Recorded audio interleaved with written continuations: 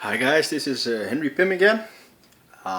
Wishing you a happy new year because this is of course the future. This is 2014, so welcome to the future. Um, I wanted to start off the new year with a review of one of my favorite statues and one of my favorite characters, Thor by Kotobukiya, sculpted by Sosa.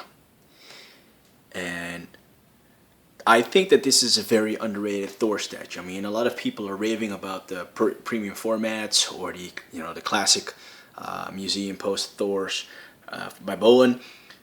I opted for this one, and as you guys might already know, I have a one statue per character rule, and I opted for this one because this has a very dynamic pose, being a museum pose, but also having some action to it.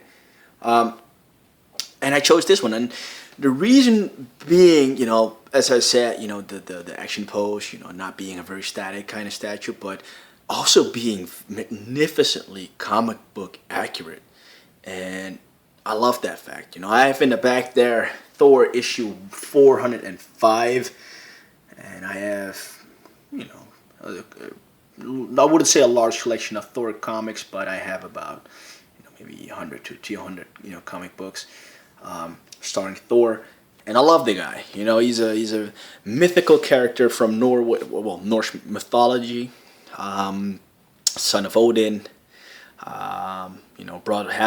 Step brother of Loki, and he's got some. He's a powerhouse of the Avengers. And that's always how I saw him back in the 80s, reading the Avengers. He was the powerhouse of the team, but also a very stable factor.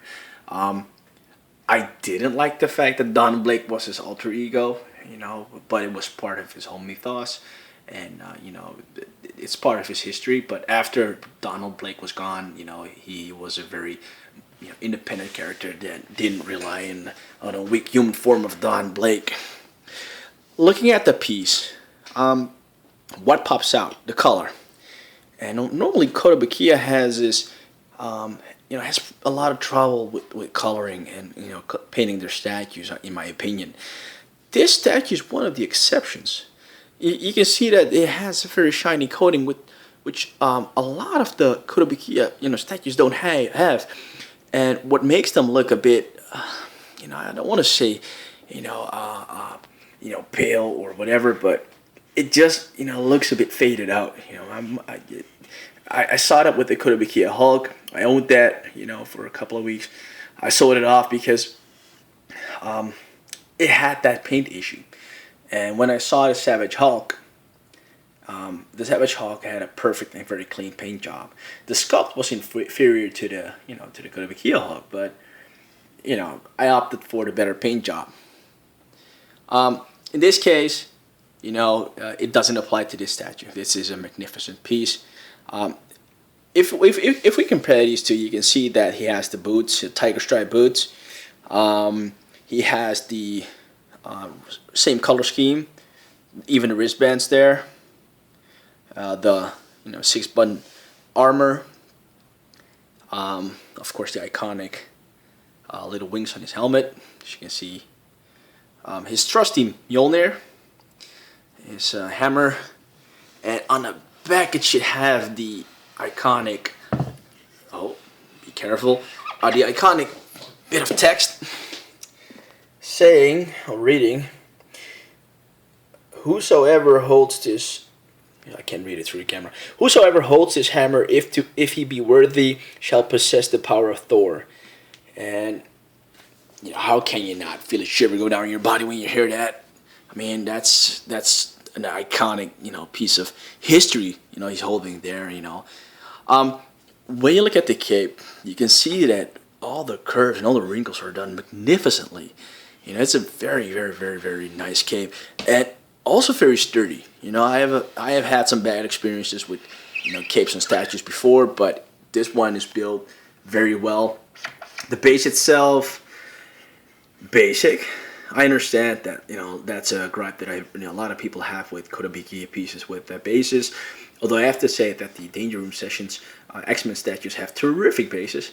The Avengers, they don't. This, however, it's okay. It's not bad. It could have been worse. I've seen worse bases.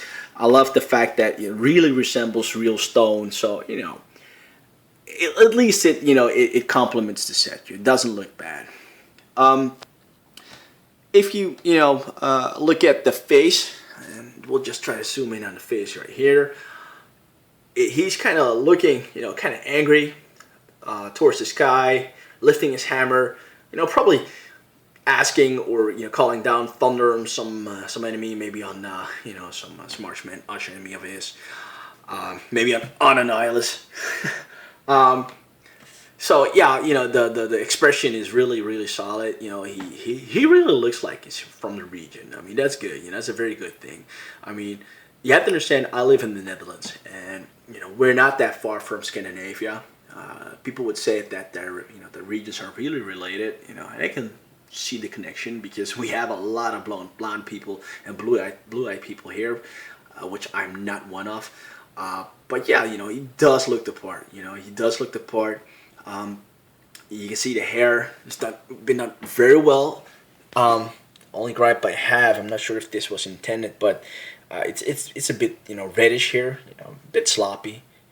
But it's not. It's probably meant to show that his color of his hair isn't just mainly blonde, but also a more darker blonde.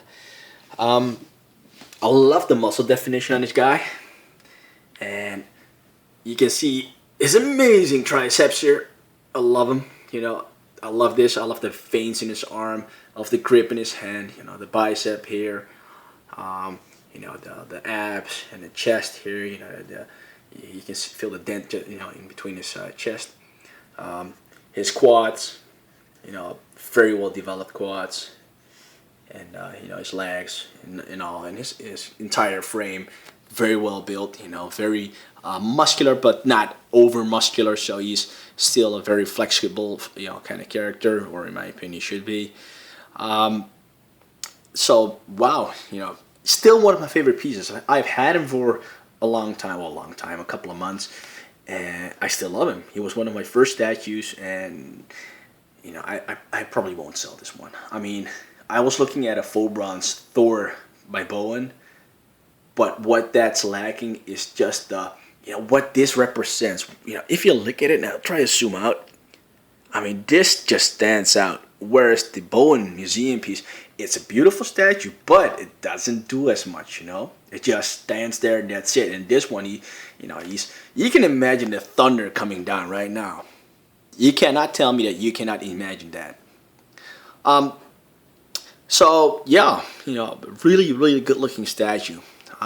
It's sold out everywhere. I really had to look hard to find this one. I overpaid for it probably because a week after I bought it, I was at my very first convention, and I saw it for like $80 cheaper. But I think that was just luck or bad luck in my case, because overall these statues are going for like $350 because they're very sought after.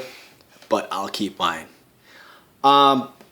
Paint job, perfect. I love the shading on his thighs here. I love the coloring on his cape. It's not a too lighter red. They could have done it like this, a light red color, but it didn't. Very comic book accurate. I love the fact that it even took the T emblem, which he's sporting here. They took that and they applied that. The hammer itself, well painted. Only gripe I have is that this is rubber or plastic and not pliable kind of leather. I used to have the Battle Armor Thor mini bust by Bowen, and that had a pliable kind of leather, and that was awesome. It's a minor detail, but the devil's in the details, right? What else? What I was saying, the paint job, excellent. I would not improve a thing. Maybe the hair. That's just sad. And the sculpt itself is very clean, very good sculpt. I love it. I would rate this probably 8.5 out of 10 statue wise. So I hope you guys enjoyed it. This is my Thor review. You guys have a good day. Bye bye.